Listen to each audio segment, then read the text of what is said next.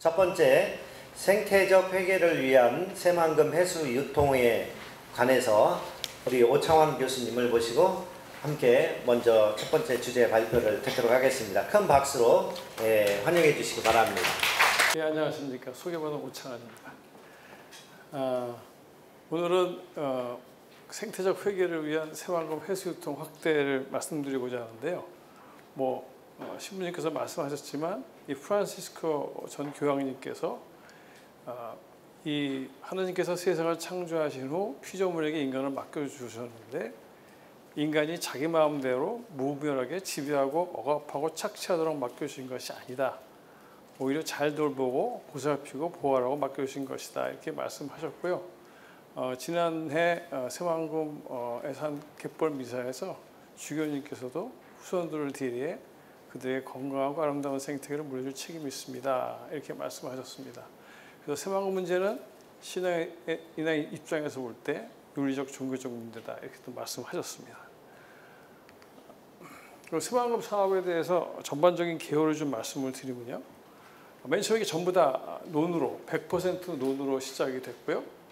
그 다음에 여기에 많은 그 찬반의 논란이 있었지만 또 어떤 대안, 이 인간의 발전과 자연의 보존이 어떻게 공존할 수 있는가에 대한 대안 제시도 계속돼 왔습니다. 그래서 2007년도부터 변화가 시작돼서 2008년도엔 이렇게 변했죠. 농사 지역이 100%에서 30%로 변하고 나머지 지역은 산업 및 관광 지역으로 바뀌게 됩니다.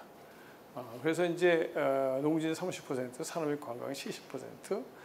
이 가운데 예산이 22조로 대폭 늘어나면서 수질도 5, 6급수로 나빠집니다. 목표는 3급수, 4급수. 그러니까 이 부분의 목표는 3급수, 이 부분의 목표는 4급수, 여기가 3급수입니다. 근데 지금 여기가 한 5급수, 6급수까지 오염이 됐었죠. 그 다음에 이제 새만금 특별법 제정되고 개발청 만들어지고 개발공사가 출범을 합니다. 그런데도 계속 여기 수질도 나빠지고 전혀 사업의 진전도 없었습니다. 그래서 2020년도에 안혜영 원실의 도움을 받아서 새만금 살리기 공동행동의 노력을 통해서 이게 이제 농지가 이렇게 30%로 줄어들었으니 이 물을 새만금 내부에서 처음에는 이 호수가 이 농지에 물을 대기 위해서 만들었던 거거든요. 그래서 30% 줄어들었으니까 더 이상 농지 이 전체가 농지에 물을 댈 필요로 사용될 필요는 없다. 그래서 외부에서 물을 가져오기를 하고 여기에 해수유통을 시작을 합니다. 그래서 1일 2회 해수유통, 담수화를 포기가 시작이 되는 겁니다.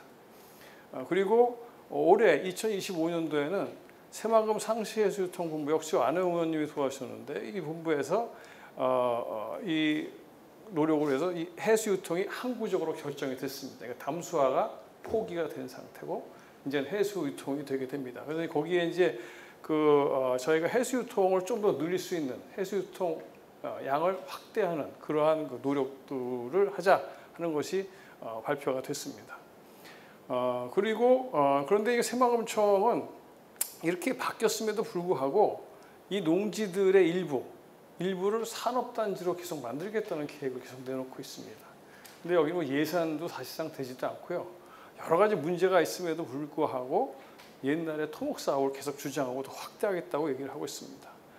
근데 새만금 사업은 이따도 말씀드리겠지만 한 15조 정도의 사업비가 투입되는데 수산업에서만 18조의 피해가 발생을 했습니다. 그러니까 사실은 환경을 파괴하면서 생명체들만 죽은 것이 아니라 그 지역 주민들의 삶도 완전히 피폐해진 것이죠.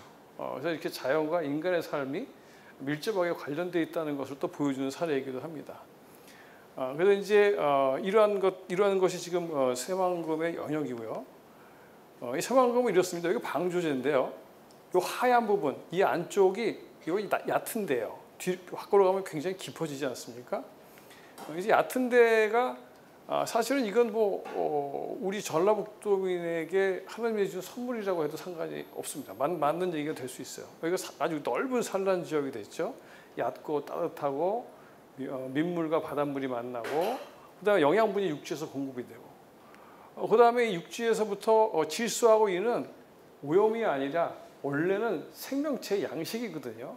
그래서 질소하고 인이 공급이 되니까 여기에 전라북도의 수산업이 아주 굉장히 잘 많은 그 소득을 올려주고 이 지역 주민들을 살리고 있었죠.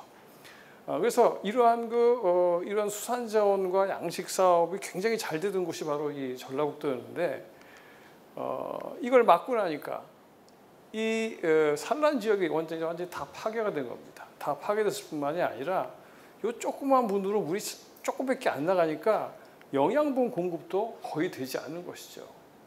그 다음에 여기 조금만 물이 나가니까 이쪽에 물의 흐름들이 굉장히 약해지다 보니까 이 지역에 퇴적물들이 너무 쌓여서 생명체들이 살 서식지들이 사라진다든가 양식을 할 수 없는 상태가 됩니다. 그래서 그 피해가 점점 확대가 돼서 지금은 이 고창 지역까지도 피해가 발생해서 작년에 바지락 양식장에서 50억 정도 피해가 났다고 합니다. 그러니까 지금 피해는 엄청납니다. 그래서 사실은 우리에게 공짜로 주어진 재화였죠. 그런데 이것을 우리가 파괴시킴으로써 사실 자연 파괴와 함께 지역 주민이 굉장한 피해를 보게 됩니다. 여기 수질 변화를 보시면은 이게 이제 새만금 처음 시작했을 때 1997년, 1990년도에 시작되지만요. 그래서 쭉 변하면 수질이 이렇게 이 부분의 수질이 계속 변해가는데요. 2006년도가 언제냐면 방조제가 완성이 됩니다. 방조제가 완성이 되면서 수량이 줄어드니까 수질이 이렇게 아주 나빠지죠. 그 다음에 2010년도가 되면 이제부터 방조제를 통제합니다. 그전에는 방조제를 물이 자연스럽게 들어갔다 나갔다 하게 했었어요. 그런데 이제 통제를 하기 시작하니까 또 수질이 한 번 더 나빠집니다. 그 다음에 일회 해수 유통을 시키면서부터 수질이 굉장히 나빠지죠. 그래서 이거는 수량과 수질의 변화가 너무나 일정한 관계를 보인다. 여기 보시면 이거는 이제 만경강의 수질인데요. 만경강 수질은 별로 변화가 없는 데 비해서 새만금의 수질은 굉장히 나빠지면 결국은 해수 유통량의 부족이다라는 걸 우리가 알 수가 있습니다. 그 다음에 이제 1, 2회 해수 유통을 하고 나서 보니까 이 지역들에서는 수질이 좋아졌어요. 그 다음에 이 동진강 안쪽에서도 수질이 좋아졌지만 만경 안쪽은 수질이 하나도 좋아지지 않습니다. 즉, 이 정도 해수 유통 가지고 어느 정도 지역은 영향을 주지만 나머지 지역은 역시 수질이 좋아질 수 없다. 그러니까 더 해수 유통량을 확대해야 된다라는 걸 말씀드릴 수 있고요. 그 다음에 여름이 되면, 그러니까 수질 목표라는 건 연중 목표거든요. 연중, 1년 평균. 그러니까 여름이 되면 수질이 굉장히 나빠지는 거죠. 여름이 되면 수질이 굉장히 나빠져서 이 COD를 보자면은 5,6급 등수, 이 TOC를 봐도 4등급. 근데 관광을 하려면 최소한 2등급이 돼야지 물속에 들어갑니다. 그러니까 현재는 관광 사업을 할 수가 없는 상태가 되어 있는 거죠. 그래서 수질의 목표가 달성했다고 대부분 대체로 했다고 하는 것은 이렇게 연중 목표를 달성했다는 것이지 계속 아무 문제가 없다는 얘기가 아닙니다. 그 다음에 이제 더 큰 문제는 오동필 대장님이 이따 설명을 해주시겠지만 이 민물이 섞여 들어오다 보니까 위쪽에 물이 가벼워집니다. 그리고 아래쪽은 염수기 때문에 무거운 것 위에 가벼운 물이 얹혀져 있다 보니까 뒤집어지지가 않죠. 그래서 뒤집어지는 것이 매우 약해지다 보니까 산소가 이 아래로 공급될 수 있는 가능성이 굉장히 줄어든 거죠. 그러다 보니까 이 깊이에 따라서 이 산소 용존량, 물속에 산소가 얼마나 녹아있느냐인데 이렇게 올라갈수록 커지는 겁니다. 그래서 5mg/L 정도만 들어있으면 이 이상에서 생명체가 어느 정도 살 수 있다. 근데 지금 새만금 하부는 5mg/L보다 매우 낮은 거의 산소가 없는 상태로 되어 있기 때문에 즉 생명체가 살 수 없다. 근데 지금 새만금의 수질 목표를 측정하는 것은 새만금 호수의 상층수만 합니다. 하층수에 대한 이런 기준을 사용하고 있지 않죠. 그래서 하층에는 생물이 다 죽었음에도 불구하고 수질 목표가 달성됐니 안 됐니 이런 얘기를 하다 보니까 일반인 분들은 좀 헷갈릴 수가 있어요. 그래서 그런 것들을 좀 꼭 알아주셔야 될 것 같습니다. 그래서 지금 여기 보시면은 그 결과 이렇게 양쪽에 물 색깔도 많이 다르고 그 다음에 내측에 이렇게 그 아주 썩은 바닥 저질도 나오게 되고요. 이 새만금은 방조제의 길이만 세계적이 아니라 전 세계에서 가장 많은 생명체를 죽인 곳이로 기억될 거로 저는 생각합니다. 이건 바로 우리가 그 새만금을 닫았을 때, 이건 닫은 이후에 안에서 상경이들의 멸종입니다. 그 다음에 또 하나는 뭐냐면 이렇게 새만금 호 안으로 오염물을 가지고 온 퇴적물들이 다 쌓여 있거든요. 이 쌓여 있는 것들이 산소가 없는 상황이 되면 용출이 돼서 나오기 시작하는데요. 이렇게 용출되는 양이 이건 이제 강에서부터 흘러 들어오는 이 인해 총량입니다. 이거는 새만금호 내부 퇴적물에서부터 우러나오는 산소가 없을 때 몇 배입니까? 10배, 5배. 그러니까 새만금 내부에서 공급되는 오염원이 5배에서 10배가 될 수 있다는 거예요. 근데 지금 문제는 뭐냐 하면 모든 새만금 수질 대책은 동진강, 만경강만 하고 있지 새만금 내부 수질 대책 하나도 없는 거예요. 그러니까 새만금 내부에서 오염이 가장 많은데 새만금 내부에는 수질 대책이 하나도 없다. 굉장히 심각하죠. 그러니까 결국은 해수 유통만이 유일한 답이 된다. 이 수질 개선을 위해서는. 그런 상황이 됩니다. 그런데 지금 이 갯벌을 매입을 하기 위해서 계속 퍼내다 보니까 깊은 지역이 계속 늘어나잖아요. 계속 늘어난다 하면 이렇게 오염원들을 계속 더 많이 만들어내고 있기 때문에 수질이 점점 더 나빠지게 될 거라는 우리가 예상할 수가 있습니다. 그 다음에 이제 과연 이렇게 환경을 파괴시켜 놓은 다음에 인간들의 경제에는 그럼 어떤 피해가 발생했느냐 좀 보여드리겠습니다. 이거는 그 1차 수산업 생산량, 이거는 이제 정부 통계 자료입니다. 새만금이 시작되던 때고 이제 최근인데 여기에 보시면은 이 전라남도를 보면 계속해서 이렇게 증가하시는 게 보이죠. 엄청나게 증가했죠.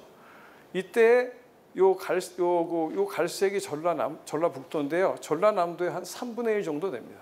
그리고 충청도보다는 좀 더 많았죠. 그런데 시간이 가면서 전라북도는 거의 늘어나지 않습니다. 근데 이것을 기후온난화 때문에 그렇다고 얘기하는데 기후온난화면 다 같이 줄어들어야지 왜 전라북도만 줄어들 필요가 없죠. 그래서 3분의 1 정도 되던 게 지금 얼마가 되냐? 10분의 1 정도가 된 겁니다. 그리고 이런 충청남도도 역시 늘어나고 있고요. 그래서 제가 이제 가정을 한 것이 만약에 이때 전라남도의 3분의 1 수준을 계속 유지한다면 전라북도의 1차 수산업 생산량은 얼마가 됐을까? 요 그래프처럼 나오게 됩니다. 그래서 이 그래프와 이 그래프의 차이를 보니까 이렇게 그려지죠. 그래서 이게 보니까 총 10조.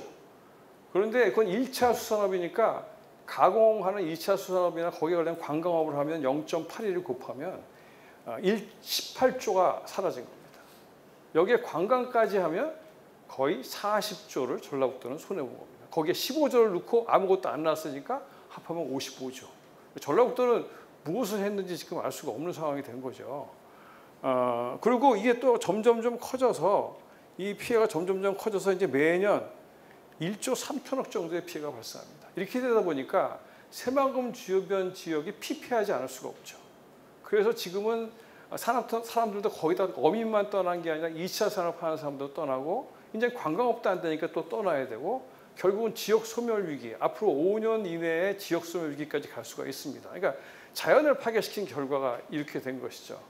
따라서 5년 이내에 해수 유통의 양을 빨리 확대를 하는 것이 이 수질도 개선시키고 생명체도 살리지만 이 주변의 주민들을 살리는 길이기도 합니다.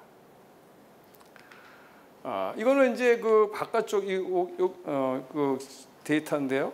여기 보시면은 이쪽의 데이터인데 시간이 지나면서 인해 공급량 줄어들고 질소 공급량 줄어드는 게 보이시잖아요. 그러니까 계속 밖에 나오는 양들이 계속 줄어들고 있고 COD 오염량은 계속 늘어나고 있어요. 그러니까 오염된 물은 나오고 있고 영양분들은 계속 줄어들고 있고 따라서 아까 말씀드린 것처럼 산란장이 다 없어지고 영양분이 공급이 덜 되고 오염된 물이 나오고 또 퇴적물이 자꾸 쌓이게 되다 보니까 다른 원인도 있겠지만 주 원인은 바로 새만금을 방조제를 만든 것이 이 많은 피해의 주 원인이 되는 것 같다 이렇게 말씀드릴 수 있습니다.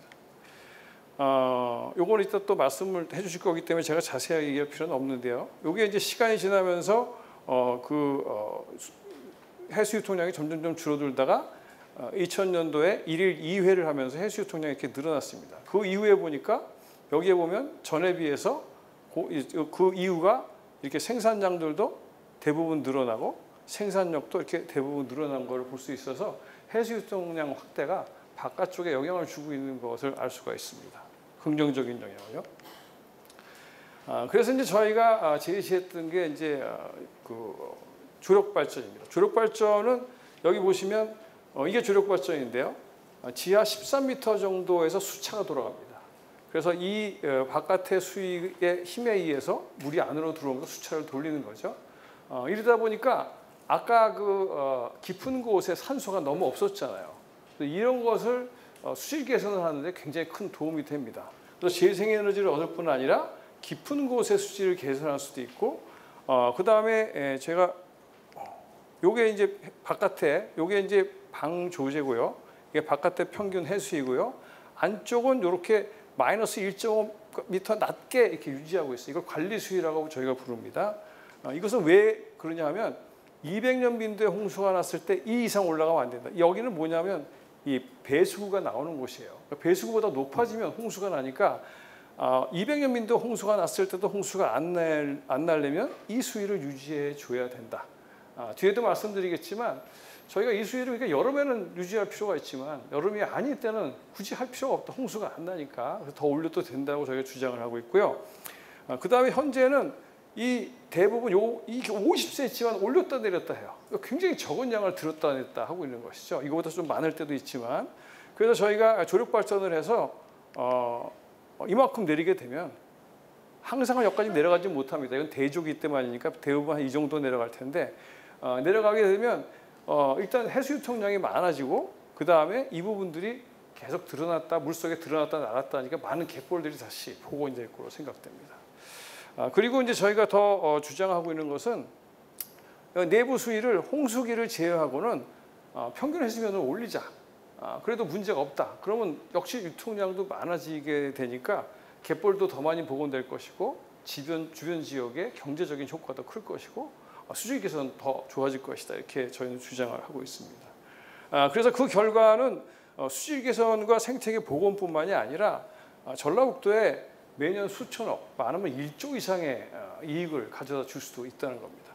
여기에 또 온난화가 되면 굉장히 많은 비가 내릴 수 있는데 이 많은 비가 내렸을 때 새만금 대부가 굉장히 위험해질 수 있죠. 그래서 이 새만금 대부가 위험해지지 않기 위해서는 짧은 시간에 물을 많이 빼내야 되는데 지금 배수관문 외에 이 조력 관문을 만들게 되면 짧은 시간에 물을 많이 빼낼 수 있어서 이렇게 홍수가 났을 때도 안전해질 수 있다는 겁니다. 그 다음에 이제 저희가 아까 말씀드린 것처럼 이 안의 수위를 이렇게 평균 해수면까지 올리자고 하면 이 안쪽이 굉장히 위험해져 가지고 안 된다라는 주장을 전라북도에서 계속 하고 있습니다. 근데 우리가 알아보니까 2006년도에서 10년도까지는 아까 보여드렸지만 전혀 통제하지 않고 해수유통 4년 동안 했거든요. 근데 그때도 아무 문제가 없었고 그 다음에 새만금 내부 시설은 이 정도까지 견딜 수 있어야 되니까 플러스 1.15m까지 올라가도록 안전하게 만들어져 있어야 된다는 겁니다. 그리고 그렇기 때문에 사실 이거 위험성이 그렇게 심각하지 않다고 저희는 판단하고 있고요. 만약에 보완이 필요하다 하더라도 이러한 그 매년 발생하는 수산업, 관광업의 피해액보다는 훨씬 작기 때문에 충분히 할 가치가 있다. 그 다음에 이제 저희가 또 이제 이 온난화에서 해수면이 상승을 하면 이렇게 조금일 때의 문제가 발생합니다. 지금 현재 조금일 때는 이 정도 수위가 조금 내려가고 조금 올라가는 거죠. 현재 관리 수위로 물을 뺄 수가 없어요. 그래서 현재도 한 달 중에 3분의 1은 물을 뺄 수 없습니다. 근데 이것이 이제 이렇게 홍수위가 올라가면 소조시 이렇게 높이 올라가니까 현재 상태로는 한 달에 열흘도 물을 못 빼는 거예요. 일주일도 물을 못 빼고. 그러니까 수질 문제가 굉장히 심각해지고 생태계 파괴도 심각해지기 때문에 어차피 내부 수위를 올려서 유지하는 방안을 알아내야 되는 거기 때문에 저희는 괜찮을 것이다 하는 얘기를 하는데 이것은 지금 조력 발전에 대한 것은 사실 많은 동의가 좀 진행되고 있는 반면에 이 부분은 아직 진행이 굉장히 더디고 있습니다. 그런데 지금 여기 가장 문제가 되는 게 뭐냐면 수변 도시를 보시면 수변 도시가 새만금 안에 있는데요. 그 배출구가 이렇게 낮아요. 지금 그러니까 이렇게 홍수가 나게 되면 물이 안 빠지게 될 거라는 겁니다. 그래서 굉장히 위험해서 저희는 지금 현재 예산으로는 너무 이 예산이 많지 않기 때문에 현재보다 사이즈를 4분의 1 정도로 줄여서 이걸 많이 높여라. 많이 높여서 수변 도시도 안전하게 하고 저희 상시 해수 유통도 충분히 가능토록 하자 하는 것이 저희의 의견입니다. 요거는 이제 아까 그 말씀드린 이게 저희가 노력을 많이 하게 되면 한 40cm, 노력을 안 하면 80cm의 수위가 새만금 바깥쪽에서 늘어난다는 그러한 자료입니다. 그래서 이제 시화호로 한번 가보겠습니다. 시화호에 가보면 여기 조력발전소가 이미 만들어져 있는데 이곳에서도 재생에너지를 만들고 있고요. 이 조력발전을 시화에서도 하고 있는데 여기에 보시면 이 수질 효과를 보시면 이게 이제 저층에 산소가 이렇게 많았다가 여름이 되면 줄어들었다가 또 여름이 되면 줄어들고 이렇게 반복을 하고 있었는데 시화호를 만드는 이후에는 1년 내내 그 저층에 산소가 풍부했다. 그러니까 저희가 예상했던 수질 개선 효과는 이미 증명이 됐다. 이렇게 말씀드릴 수 있고요.